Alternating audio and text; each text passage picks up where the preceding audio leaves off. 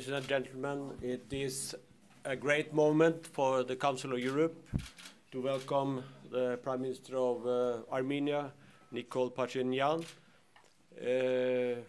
We have had a very good meeting, and of course I have praised the Prime Minister for what has happened in Armenia, that Armenia, the people of Armenia and the authorities completed a peaceful and democratic transition based on the constitution. By the way, Council of Europe was heavily involved in the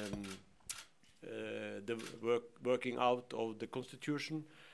We are pleased to see that it has worked, and that elections in December was in a way the final act of this peaceful transition. I would like to commend also the Prime Minister for the fact that he is moving forward rapidly with reforms, in particular in the judiciary, where also Council of Europe stands ready to assist. We have recently adopted the new action plan for Armenia from 2019 to 2022. It's a very broad action plan, building on the former one, and we will continue in the same way, namely working together by bringing Armenia forward and to strengthen the institutions and the checks and balances in the country, also in order to fight what is high on the agenda, I know, for the new government, namely to combat corruption. So it is great to have the Prime Minister here. I congratulate you with everything you have achieved till now, and I can reassure you that we will continue to be an important partner. It is absolutely clear Armenia is a European country rooted in European history and European values. Yeah. Thank you. Thank you very much, Honorable Secretary General, ladies and gentlemen. I would like to thank one more time Secretary General Յագլանդի for warm welcoming.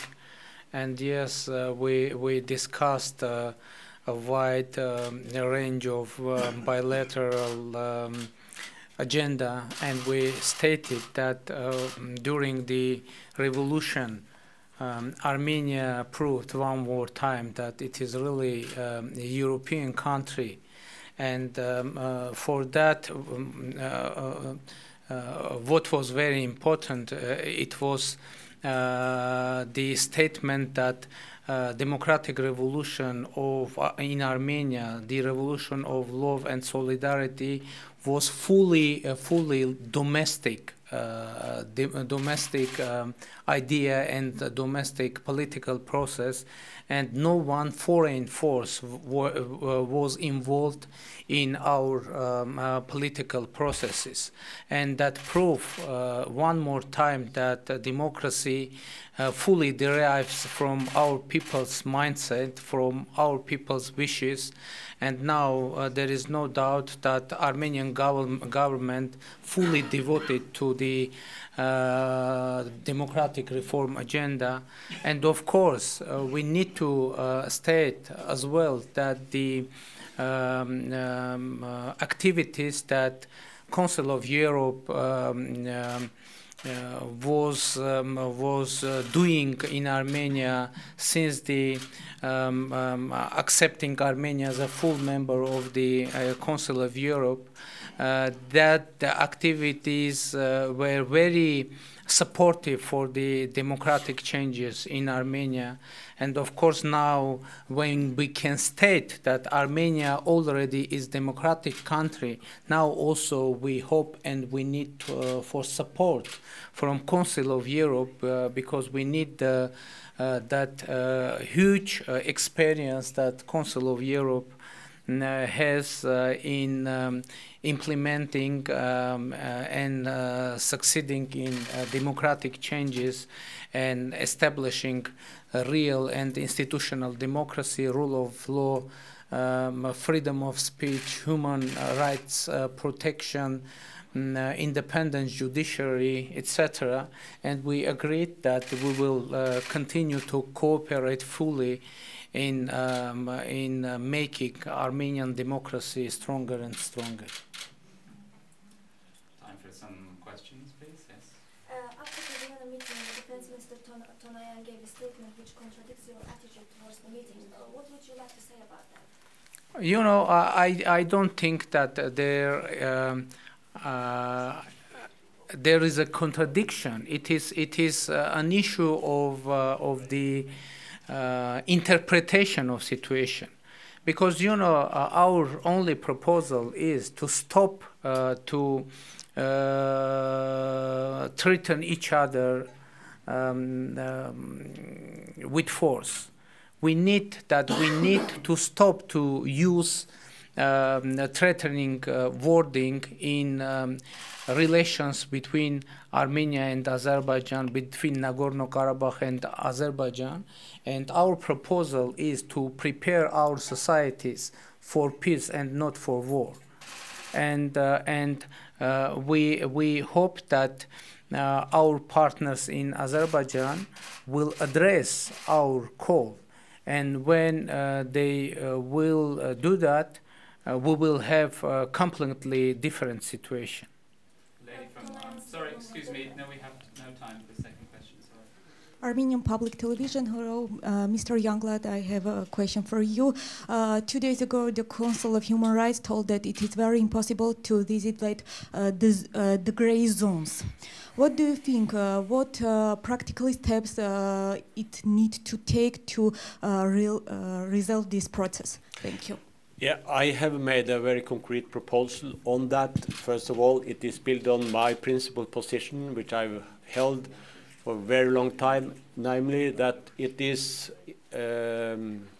unacceptable that Council of Europe monitoring bodies and the Human Rights Commissioner cannot work in certain areas on the territory of Europe, the so-called grey zones, and Nagorno-Karabakh is such a grey zone for us because we are not able to work there because it is being blocked. My proposal is that we should now look at the mandate of the Human Rights Commissioner, which is a very wide one, and that the Commissioner should have right to go everywhere she wants in the way she sees possible, and that this should be underpinned by a political statement, let's say, from the governments of Europe, so that this can be possible. Of course, it would be even better if the monitoring bodies, the permanent monitoring bodies of ours, could do the same, but let's start with the Human Rights Commissioner, and it is for me self-evident that the Human Rights Commissioner should be allowed to work in a non-political way, and her work should not at all affect our views on the status of these areas. She is entertaining really a humanitarian work, full stop, and it should be seen like that. One last question.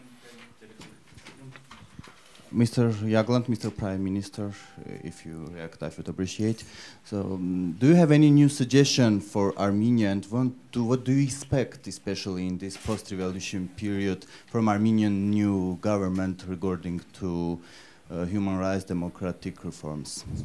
Well, what I have heard today, and I've seen it previously from the new government, that the government has a reform agenda.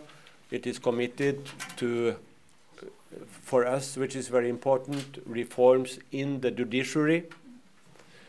And of course, it's important also to look at how the opposition can work and how the media can work in a system of checks and balances.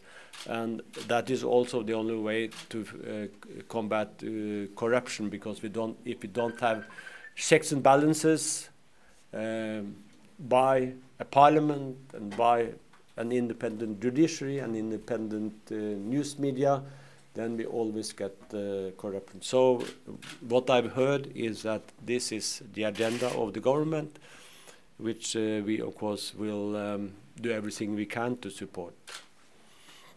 There is nothing to it. I was a spokesman of the government. Thank you. Okay. Yeah, it is the decision of the Yerevan municipality to name one of the squares in the city center of Yerevan as Europe Square, and it is decision, and I would like to pass this as a souvenir to you.